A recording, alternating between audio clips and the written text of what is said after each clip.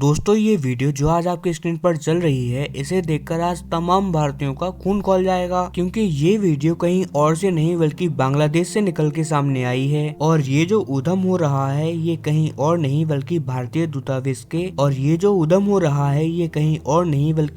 दूतावास के सामने हो रहा है। बांग्लादेश की राजधानी ढाका में यहाँ पर कट्टरपंथियों की भीड़ बैरिकेडिंग और सुरक्षा घेरा तोड़ने की पूरी नाकाम कोशिश कर रहे हैं, ताकि वो भारतीय दूतावास में घुसकर भारतीय डिप्लोमेट और वहाँ के सुरक्षा कर्मियों को हानि पहुंचा सके। वो तो अच्छा है कि भारतीय जवान भी सुरक्षा कर रहे थे भारतीय दूतावास की, इसी वजह से उनके हाथों में बंदूक देखकर ये लोग दुम दबा के भाग लिए, नहीं तो ये कुछ भी कर सकते थे। इनकी इतनी ज्यादा भीड़ थी। अब आपका क्वेश्चन होगा कि आखिरकार ये कट्टरपंथी भीड़ क्या चाहती थी और ये सब करवाया किसने है। तो चलिए मैं एक एक करके आपको सारे आपके क्वेश्चंस के आंसर दे देता हूँ, लेकिन उससे पहले जिन भाइयों ने अभी तक चैनल को सब्सक्राइब नहीं किया है उन सभी से विनम्र निवेदन है कि आप लोग प्लीज चैनल को सब्सक्राइब कर लें, वीडियो को लाइक कर दें और जितना हो सके उतना इस वीडियो को अपने दोस्तों तक पहुँचाएं और कमेंट करें। चलिए टाइम बिना गवाए हम वीडियो में आगे बढ़ते हैं। तो सबसे पहले हम ये जानते हैं कि आखिरकार ये हमला करवाया किसने है। तो ये हमला ना ही विपक्षी पार्टी ने करवाया है जिसे कि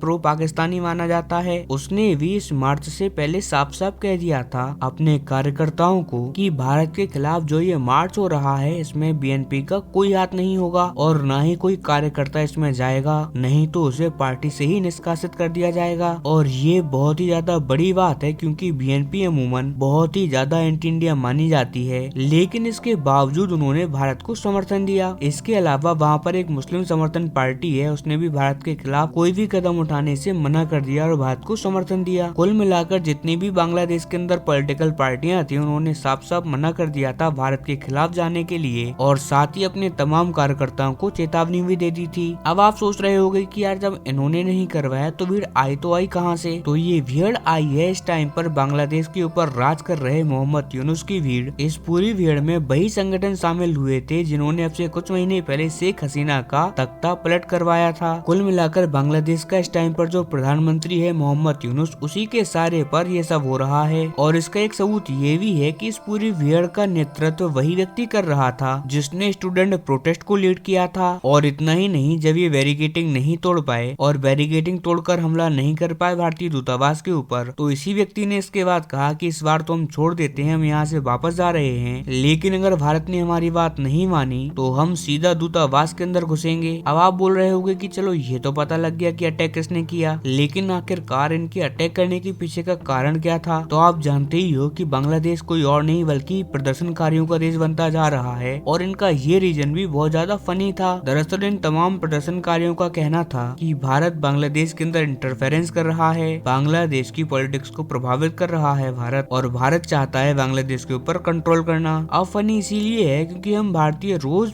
सोशल मीडिया पर आते हैं और सोशल मीडिया पर चिल्ला के बोलते हैं, रोते हैं कि प्लीज प्लीज आप बांग्लादेश के अंदर इंटरफेरेंस करो, उन पर घुसपैठ, उन पर कंट्रोल जमाओ, क्योंकि वहाँ पर बहुत सारे हिंदुओं पर, जो वहाँ पर माइनॉरिटी है, वहाँ पर अटैक हो रहे हैं, मंदिरों को तोड़ा जा रहा है और भी जो माइनॉरिटीज हैं उन पर अत्याचार हो रहे हैं। लेकिन इसके बावजूद हमारी सरकार ने कोई भी खास इंटरफेरेंस नहीं किया और ये बात भारतीय मानने को रेडी है, लेकिन इनके सर पर पाकिस्तानी प्रोपेगेंडा का भूत चढ़ा हुआ है और इसी वजह से इनका असली मकसद भारत का इंटरफेरेंस तो है ही नहीं और ना ही भारतीय दखलंदाजी इनका मेन मुद्दा है। इनका मेन कारण ये है कि भारत इन प्रदर्शनों से डरकर शेख हसीना को मोहम्मद यूनुस को सौंप दे, क्योंकि मोहम्मद यूनुस की मेन दुश्मनी इस टाइम पर शेख हसीना के साथ है और शेख हसीना अप्रैल के अंदर जो बांग्लादेश के अंदर इलेक्शन होने वाले हैं उससे पहले शेख हसीना को सजाए मौत देना चाहते हैं और अपना बदला पूरा करना चाहता है और ये बात भारत को अच्छी तरीके से पता है। इसी वजह से भारत इस पूरे मामले को टाल रहा है अप्रैल तक। एक बार बांग्लादेश में इलेक्शन हो जाए और उसके बाद हम देखेंगे कि आखिरकार कौन सी पार्टी सत्ता के अंदर आती है और इसके बाद उस पार्टी से बात करेंगे, तब कहीं जाकर कोई हम फैसला लेंगे। लेकिन फिलहाल मोहम्मद यूनुस के साथ तो हम कोई भी नेगोशिएशन नहीं करने वाले। इसी वजह से डेस्परेशन में आकर इस तरीके की नीच हरकत ये जो मोहम्मद यूनुस कर रहा है, इसीलिए मुझे भी यही लग रहा है कि भारत सरकार को एक अतिरिक्त फोर्स भेज देनी चाहिए, स्पेशली हमारे हाई कमीशन ढाका के अंदर, और हमारे पूरे दूतावास की सुरक्षा अपने हाथों में अच्छी तरीके से ले लेनी चाहिए। हालांकि आपकी राय, आपके सजेशन हमें कमेंट में देना ना भूलें। चैनल को सब्सक्राइब करें, वीडियो को लाइक करें। इस वीडियो में इतना ही, मिलते हैं जल्दी अगली वीडियो में।